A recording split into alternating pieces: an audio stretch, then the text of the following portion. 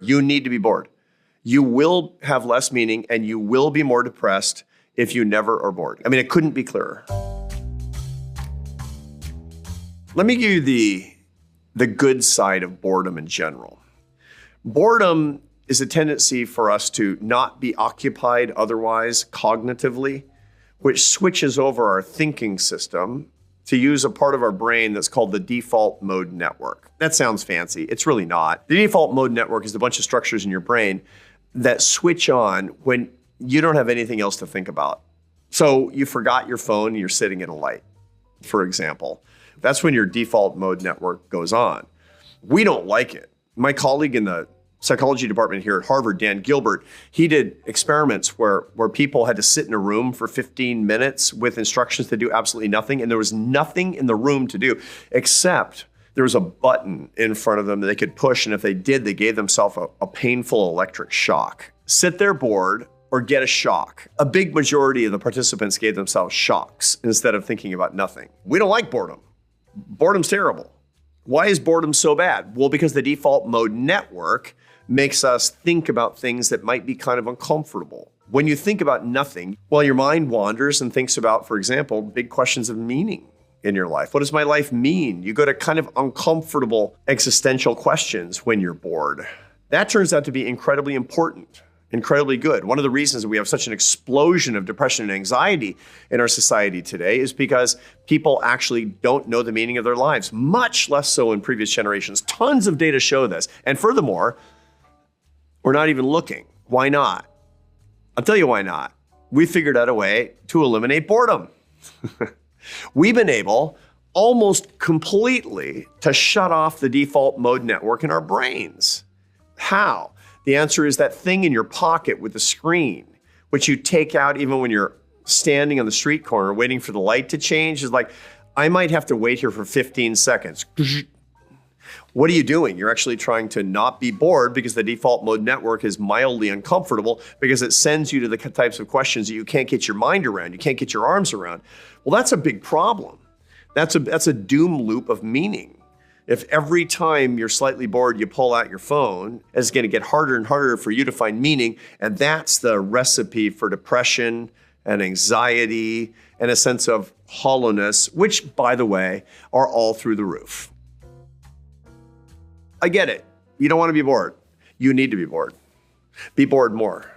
Tomorrow, when you go to the gym in the morning after you wake up, don't take your phone. Can you handle it? Not listening to a podcast while you're working out? Just being in your head? I promise you'll have your most interesting ideas while you're working out without devices. It's probably been a long time since you've done that. Commute with nothing, not even the radio. Can you do that? Start getting better at periods that are 15 minutes and longer of boredom and watch your life change. Number one, you'll be less bored with ordinary things in your life. If you get better at the skill of boredom, you'll be less bored with your job. You'll be less bored with your relationships. You'll be less bored with the things that are going on around you. But more importantly, you'll start digging into the biggest questions in your life: purpose, meaning, coherence, significance. And who knows, you might just get happier. People ask me all the time, is the doctor taking his own prescriptions?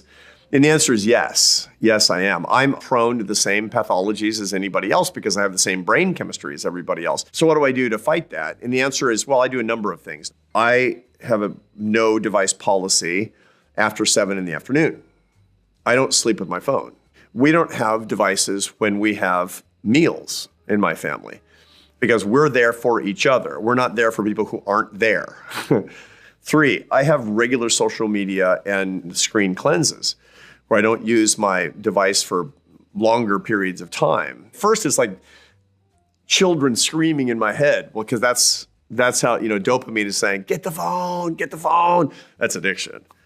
But it calms down and I feel better and I feel sort of blessed by the end. And, I pick the phone up by the end because I have to check my emails and I have to be a normal, functioning, connected person in the world. But it does remind me that my life doesn't have to revolve around these devices. These protocols are really, really helpful. And I recommend them to anybody and everybody. Don't sleep with your phone. No phones during meals. Regular social media fasts. You'll get better.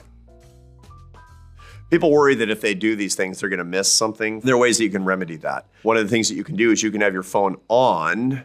You're just not looking at it. And there's only 1 or 2 numbers that can reach you in case of emergencies. Phones can do that, by the way. If you don't know how to do that, ask your kid. But don't use emergencies as an excuse. Here's something that's not an emergency. What's going on Twitter? That's not an emergency. Answer nothing. It doesn't matter. The news can wait. Seriously. Your grandparents didn't know what was going on every single second in Washington, D.C. You're killing yourself with this stuff. Are you kidding me? It's bad for you. So let me say it straight to my kids. Put down your phones. You need more meaning in your life. And so do I.